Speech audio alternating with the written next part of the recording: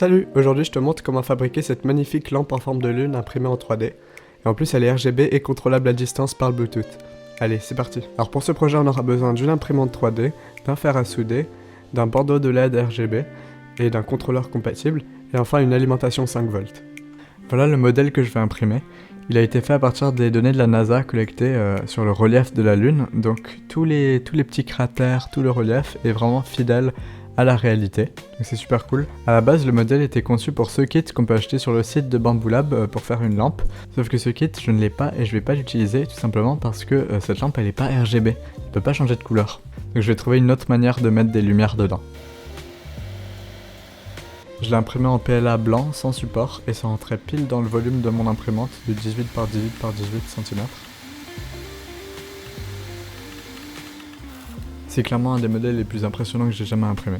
Au final, l'impression a mis 18 h et 36 minutes et ça a utilisé 216 grammes de matériel. Le résultat est super et comme la surface est pas lisse, on voit à peine les lignes des couches, mais vraiment il y a plein de détails, c'est parfait. Et en dessous il y a une ouverture, donc c'est par là que je vais mettre les LED. Alors justement, ensuite j'ai modélisé en 3D un pilier qui va s'insérer à l'intérieur du globe. Et puis je l'ai imprimé.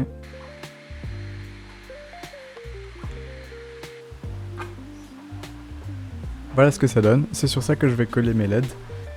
Et ça rentre parfaitement dans la lune. Donc voici le bandeau de LED qui va aller dans la lampe. C'est des WS2812B.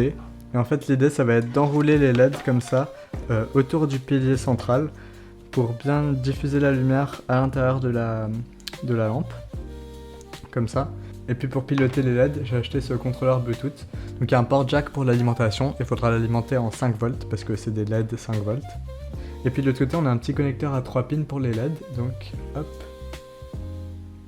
J'ai le connecteur mâle qui va avec, il faudra juste le souder au LED. Donc c'est ce que je vais faire tout de suite. Le connecteur, je vais le faire ressortir à l'extérieur. Il faudra juste mettre un angle comme ça pour venir rejoindre les LED. Je pense que cette longueur là c'est pas mal, je vais venir couper ici.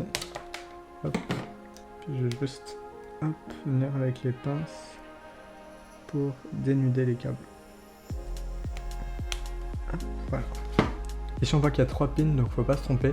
Le câble rouge c'est les 5V, donc le positif. Le câble vert c'est data, les données, c'est ça qui va transmettre toutes les animations et toutes les couleurs des LED au bandeau LED. Et puis le câble blanc c'est le ground. J'attache ça à une pince et maintenant je vais venir étamer les câbles avec mon fer à souder et la soudure. Faut juste mettre une fine couche d'étain pour recouvrir le câble. Hop. Et voilà. Maintenant que les câbles sont étamés, je vais venir les souder au bandeau LED. Hop. Et de 1. Et de 2. Et de 3. Parfait. Et ça c'est la seule soudure que j'ai besoin de faire pour tout le projet, donc c'est génial, c'est déjà fini. Cool, je peux enfin tester mes LED, donc je connecte les deux connecteurs, hop. Et puis il me faut l'alimentation 5V. Alors par contre pour ça, je vais emprunter l'alimentation de ma lampe, donc hop, il va faire un peu sombre. On branche ça ici. Et voilà, c'est magnifique. En fait je viens de réaliser, c'est même mieux quand il fait plus sombre. Voilà.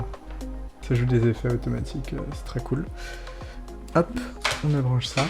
Et maintenant, faudrait décoller tout autour du pilier. Je pense que je vais coller ça à peu près ici. Je vais juste mettre un peu de colle chaude.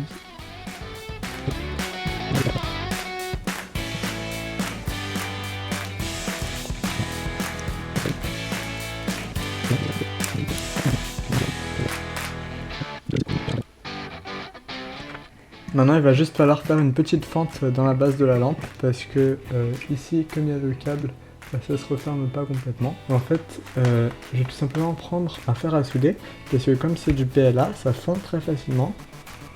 Normalement, voilà.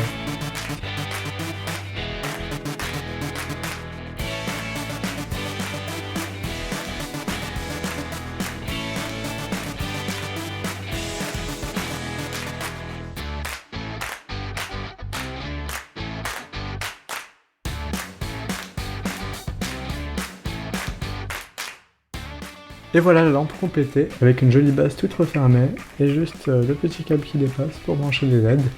Donc c'est excellent. Et avec cette appli sur le téléphone, on peut se connecter par Bluetooth à la lampe. Et voilà, on a accès au panneau de contrôle. on peut l'allumer ou l'éteindre à distance. On peut tout simplement changer la couleur des lumières. Alors on peut choisir une couleur statique comme ça qui va affecter toutes les LED, ou bien on peut aller dans Effets, et là il y a des effets de programmer. Donc c'est comme des animations qui vont changer la couleur de chaque LED individuellement.